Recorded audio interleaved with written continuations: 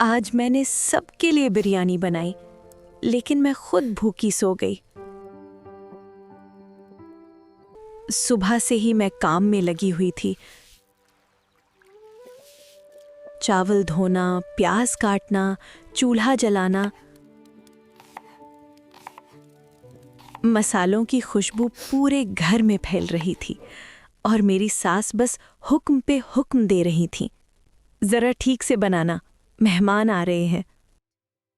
वक्त गुजरता गया, मेरे हाथ जल गए, कमर टूट रही थी, लेकिन मैं रुकी नहीं। शाम तक सब तैयार हो गया था।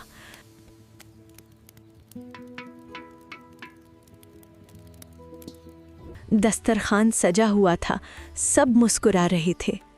मैं चुपचाप एक कोने में खड़ी थी, इंतजार कर रही थी कि कोई मुझे बुला ले, लेकिन किसी ने नहीं बुलाया। जब मेहमान चले गए तो सिर्फ खाली प्लेटें रह गई थीं। सास ने मेरी तरफ देखा और कहा, पहले सब साफ करो।